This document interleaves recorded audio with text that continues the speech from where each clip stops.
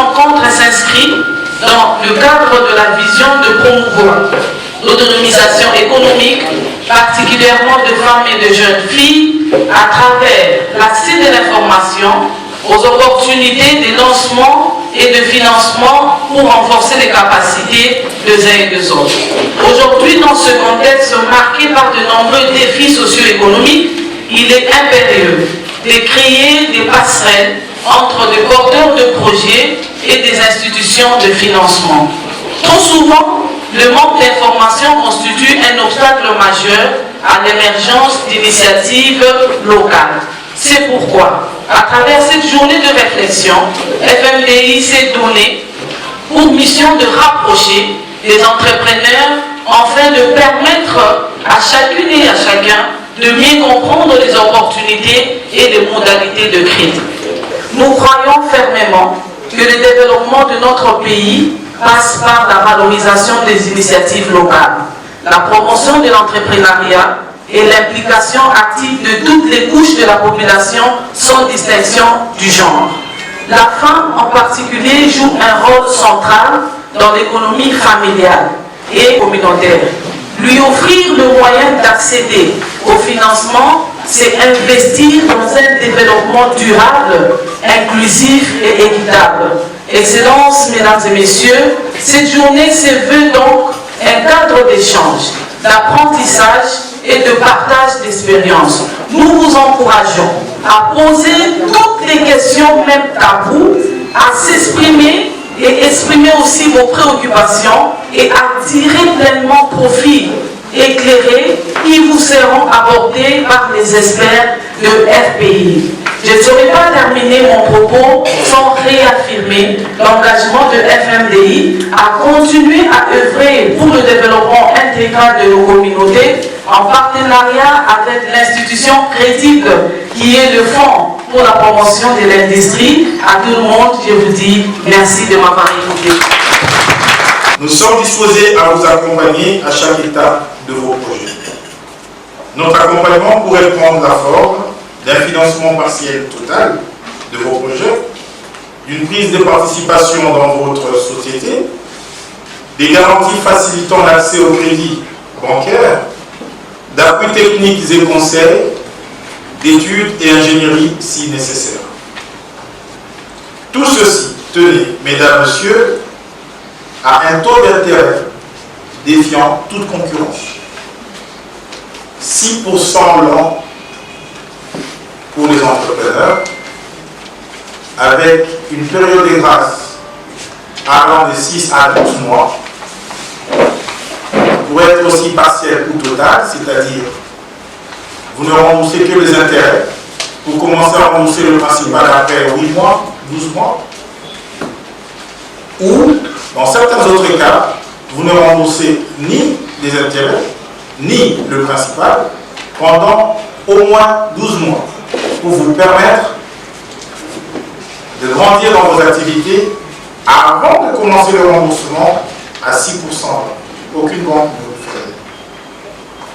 Pour les femmes et les jeunes de plus de 35 ans, le FPI offre 4% l'an de taux d'intérêt. Voyez ce qui est mis en place pour soutenir vos activités afin de réaliser cette croissance économique que nous appelons de tout dans le monde. Le FPI finance donc des projets de transformation des produits en tenant compte des réalités locales de chaque province. Ainsi, pour la province du Kasaï central, dont l'économie est basée sur l'agriculture, le FPI peut soutenir la transformation du manioc, du maïs, du soja, de l'arachide, de la noix de palme et des fruits. Le développement du Kasaï, du Grand Kasaï carrément, ne viendra pas de Kinshasa. Nous avons une grande organisation à Kinshasa qui s'appelle le Forum Centre, qui réunit les notables du Grand Kasaï. Nous attendons de vous la vision, la volonté, le courage d'investir ici chez vous au Kasaï.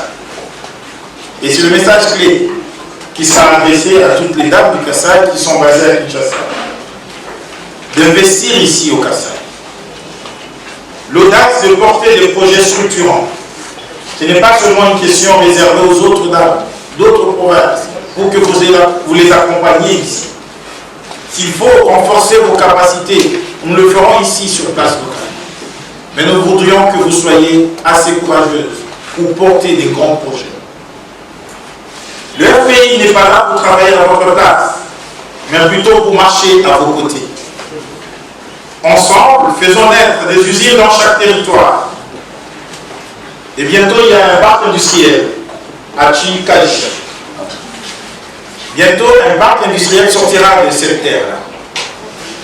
Nous renforcerons le barrage qu'il y a à Chikaji. Nous allons renforcer cette capacité pour soutenir ce parc industriel. Et nous voulons qu'il y ait le femmes ici pour c'est un grand parc industriel qui sera sur place, qui attirera des investisseurs dans l'industrie et la semi-industrie. Nous voulons des emplois pour notre jeunesse. La priorité, ce sera aux enfants nés ici et qui ont évolué ici localement. Des richesses durables pour nos familles. Nous sommes convaincus que les Congolais peuvent bien vivre au Kasaï sans avoir besoin d'éviter cette grande région pour aller vivre ailleurs à la recherche de l'emploi. Le FPI vous tend la main. Le développement du Grand Kasaï en général et du Kasaï central en particulier vous appartient. Levons-nous, travaillons et entreprenons. Faisons du Grand Kasaï un nouveau centre de transformation industrielle. Construisons ensemble la prospérité du Congo. Faisons encore de ce Grand Kasaï une zone industrielle et c'est possible.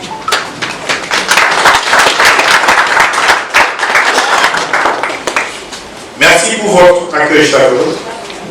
Je tiens de prime abord saluer l'initiative louable de la FNDI qui, à travers cette activité, démontre son engagement constant en faveur du développement socio-économique de notre province, en mettant un accent particulier sur l'autonomisation de la femme et de la jeunesse. Je voudrais également exprimer mes vifs remerciements au Fonds de la promotion de l'industrie pour l'accompagnement et son rôle stratégique dans le financement de ces projets, structurant, contribuant ainsi à la promotion de l'entrepreneuriat et à la transformation de notre tissu économique. Chers participants, le gouvernement provincial, à travers le ministère du Genre, réaffirme sa volonté d'accompagner toute initiative visant à la promotion de l'industrialisation locale, à soutenir de petites et moyennes entreprises. Nous encourageons particulièrement les femmes, les jeunes à entreprendre et à saisir l'opportunité offerte par le mécanisme de financement existant.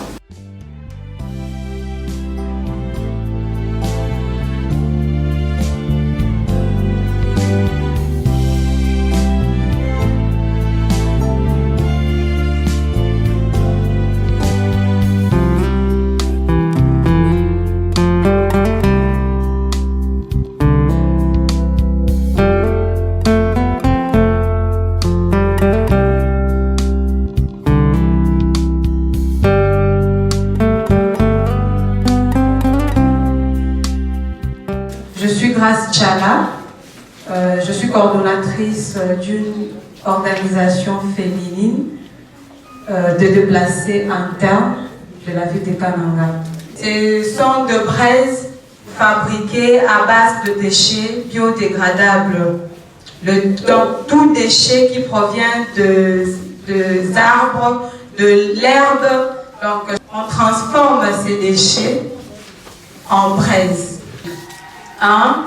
C'est pour lutter contre la déforestation qui provoque souvent le réchauffement climatique et aussi lutter contre l'insalubrité de la ville de Kananga, parce que vous êtes sans ignorer que ce n'est que la partie de la ville qui est quand même propre.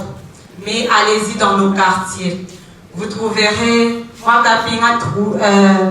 quitter avec le déchet de sa parcelle pour le jeter dans la route. Nous sommes en train de transformer le déchet biodégradable que vous voyez. On fait le recyclage. Après le recyclage, on va le sécher. On ne prend que les déchets biodégradables. Donc, tout déchet qui provient de l'arbre ni des herbes. Donc, ce qui est bio et non plastique. Nous utilisons ces déchets. Nous le mettons dans un carbonisateur. Et puis, nous allons carboniser. C'est ça le carbonisateur. Alors, nous allons brûler ça. Et après, ça va faire ces résidus. Après avoir carbonisé, séché en bulle, et puis on va faire le mélange. Alors, c'est ce mélange-là. Après le mélange, on va compacter la pâte là, pour en faire le boule-boule là. Et après avoir fait le boule, on va sécher ça.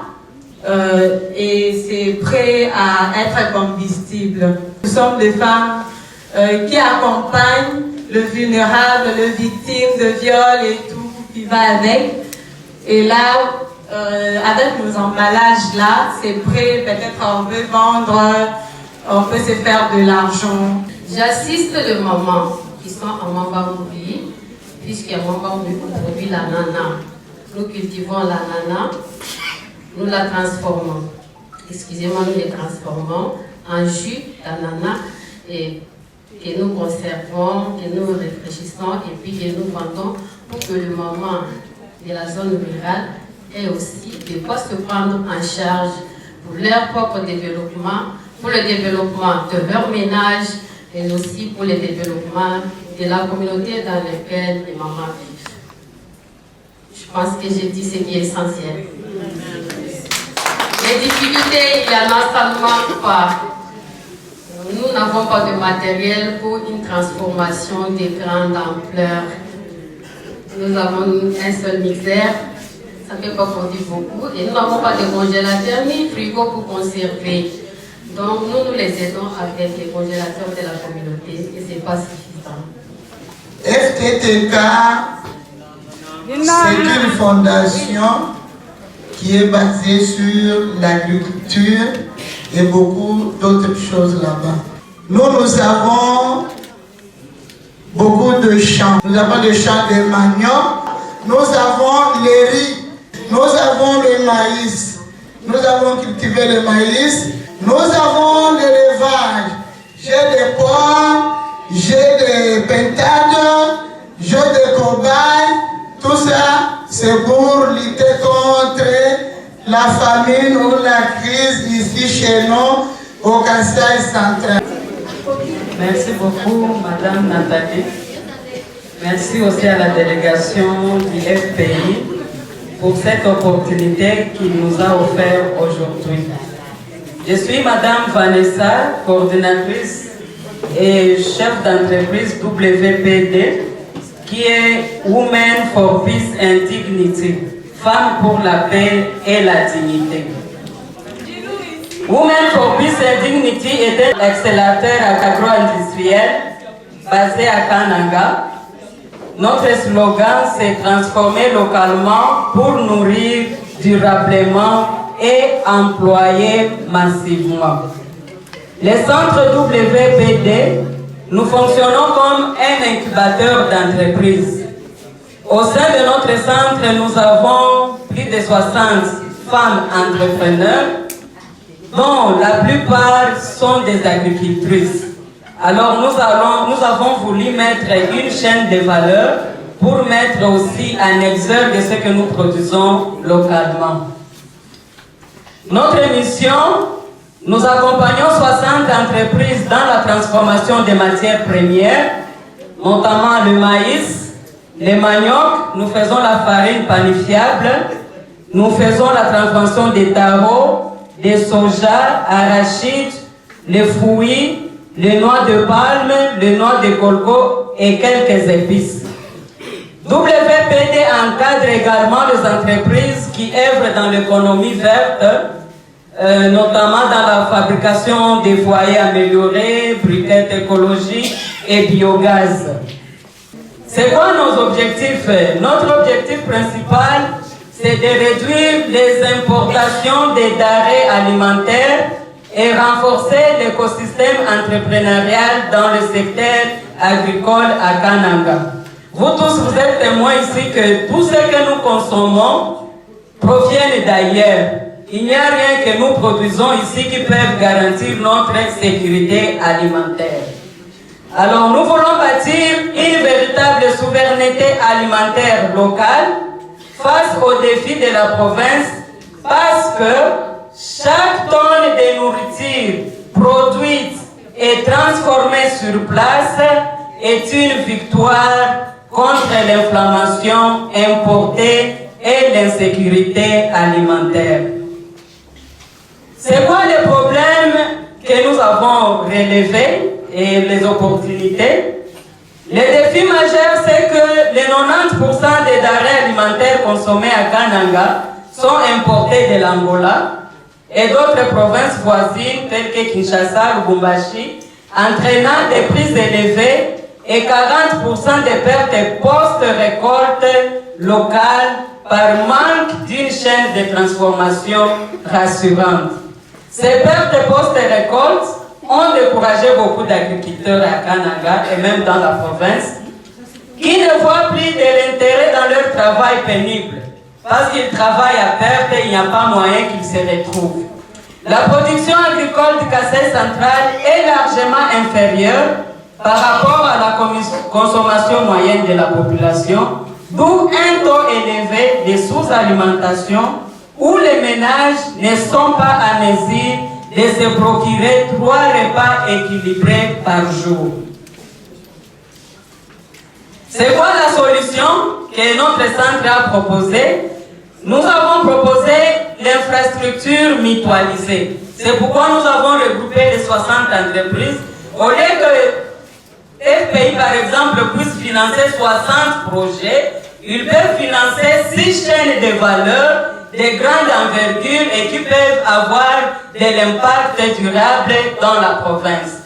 L'infrastructure mutualisée, c'est accès à des machines de transformation telles que les moulins, les presses, les séchoirs et plusieurs matériels de transformation qui répondent aux normes sanitaires que nous manquons. Parce que nous sommes en train de transformer, mais d'une manière un peu traditionnelle, et nous voulons que nos produits puissent respecter les normes recommandées. L'expertise technique, accès au marché, à travers les FPI, nous pensons que si vous nous accompagnons, nous pouvons accéder à de grands marchés. Tiens, le premier message, c'est que la femme kassaïenne est brave.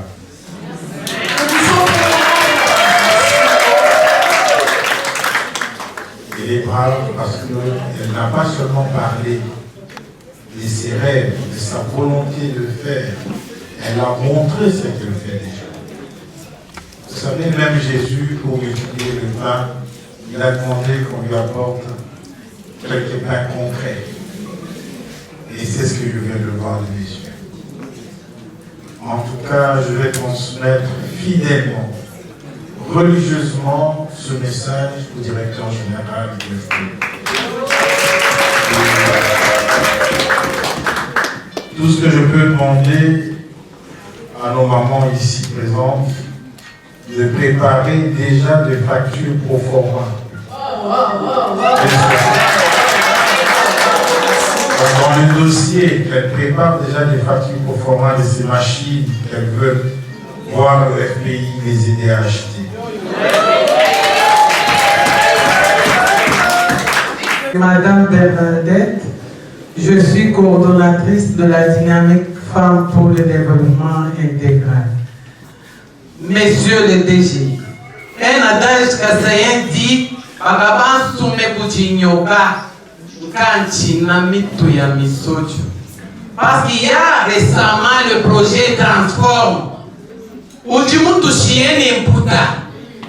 toujours les dépenses. Jusqu'aujourd'hui, ça fait presque 4 ans, on n'a rien. Multiplicité ou multiplication des documents. Je ne sais pas dans votre agenda ou dans vos missions ou visions. Est-ce que la femme centre Kasaï aura toujours cette exigence ou bien à partir de ce que nous allons vous donner comme projet, nous serons répondus favorablement? Le FPI, c'est ce qu'il vous promet. Vous êtes d'accord avec moi que si on se met dehors, on dit demain venez prendre l'argent, peut-être vous-même vous n'aurez même pas le temps. Parce qu'il y aura même des gens qui ne méritent pas, qui vont vous bousculer. Voilà pourquoi il est important pour nous de sélectionner. De sélectionner des personnes déjà structurées. Être structuré, c'est tout ce que vous m'avez démontré ici. Vous avez des documents, vous êtes reconnus. Priorité à des personnes qui payent déjà la TPI. Priorité à ces personnes. Parce que ce sont des gens qui payent en réalité ce qui leur sera donné aujourd'hui. Nous ne mettons pas de côté les autres, mais nous disons priorité à ces personnes. Si vous ne payez pas la TPI, commencez déjà à la payer ce mois ici rapidement. Je suis en train d'élever les abeilles. Les abeilles là, c'est ce que je préfère que ça se multiplie pour que je puisse encore produire, et multiplier le riche. Mais je ne peux pas multiplier le riche. Pourquoi? Parce que je manque la tenue pour extraire le miel. Qu'est-ce que je fais? Quand il y a déjà le miel dans la ruche, je pars avec le feu. Je brûle, je tire, alors le reste des abeilles là vont continuer à se reconstruire encore. Là, c'est une perte.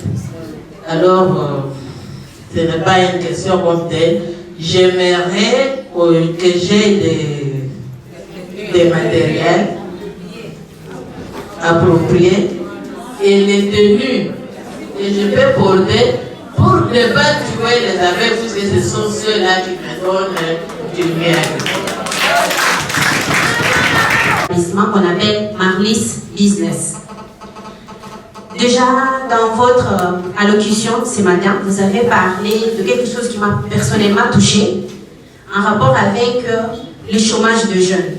Vous avez dit, dorénavant, les jeunes ne vont pas quitter la ville pour aller chercher de l'emploi ailleurs. L'emploi sera ici. Moi, personnellement, avec ma génération de médecins et les autres qui sont ailleurs, ils disent, Marlène, qu'est-ce que tu fais à Kananga? Parce qu'ici, tout ce que nous entreprenons, on a toujours de pertes. Beaucoup de gens ont érigé des entreprises. À un certain moment, 5 ans, 10 ans, ça disparaît. Et nous autres, j'ai créé l'entreprise, par exemple, pour l'économie verte. Moi, ma passion, c'est de recycler les déchets. De travailler en rapport avec les pavés écologiques, ce que les autres ont fait aussi, les briquettes, mais aussi de fabriquer des babouches à base des déchets. Je vérifié cette machine en Inde, ça coûte énormément cher. Mais en même temps, je me dis, si je peux investir mon argent pour acheter cette machine à mener ici, je vais travailler comment? Il n'y a pas de courant, il n'y a pas d'eau. Donc, c'est tout ça qui nous dit, on peut avoir l'argent, je peux avoir mon solde en banque, mais je vais investir pour perdre. Au terme de cette journée de réflexion riche en échanges, en enseignement, je tiens au nom du ministère du Genre, Famille, Enfants, Entrepreneuriat, à exprimer ma profonde satisfaction pour la qualité des travaux qui ont été menés. Je remercie particulièrement ONG FMDI ainsi que les fonds de promotion de l'industrie Sur ce, je déclare clos l'activité de ce jour. Je vous remercie. Dans le cadre de la commémoration du mois de mars dédié aux droits de femmes, et FMDI avait sollicité au niveau des FPI une rencontre avec des femmes leaders, des femmes entrepreneurs et des jeunes pour échanger un peu sur les opportunités qu'offre le FPI dans le cadre des activités génératrices de revenus, dans les filières différentes de transformation, par exemple de jus, des savonneries, de pâtisserie, l'artisanal, donc plusieurs filières que le FPI met en avant pour que les femmes puissent obtenir de crédit. Voilà pourquoi nous avons invité, ils sont venus, ils ont donné toutes les explications possibles et nous sommes très fiers de voir plusieurs femmes déjà au départ. Elles avaient déjà posé des jalons avec des activités déjà liées à leur entrepreneuriat. Alors cette fois-ci, nous voulons être parmi les premières personnes qui vont bénéficier de cette opportunité de FPI qui met en avant les femmes. Et ce qui est intéressant ici, c'est le pourcentage de remise que FPI a mené pour les femmes. Au lieu de 6%, on a mis 4% pour les femmes. Et le petit fonds peut-être ne seront même pas remises par les femmes. Voilà pourquoi nous étions très fiers de la présentation, de la présence d'abord du DGE avec toute son équipe et de la disponibilité des experts à accompagner les femmes. Ça veut dire que si aujourd'hui les femmes déposer le projet, on ne va pas rejeter le projet, mais par contre on va aider les femmes à améliorer la réécriture de projet et aussi bénéficier de ce crédit. Tout ce que je demande aux femmes, c'est d'être assidues, d'être prêtes, d'être déjà en avant-plan avec toutes les conditions, les critères pour être éligible à ce crédit ici que FPI a mis à notre disposition. Vu déjà le temps qui est passé, je pense que FPI a demandé aux femmes rapidement de passer dans leurs locaux et commencer à se faire enregistrer. Ça fait partie aussi de thème de l'année qui a voulu à ce qu'il y ait des femmes qui sont autonomes mais durablement. Voilà pourquoi nous avons voulu aussi mettre en avant les femmes en face de l'État qui est une institution publique, FPI, qui bénéficie aussi des taxes de ces femmes et nous voulons en retour bénéficier aussi des crédits.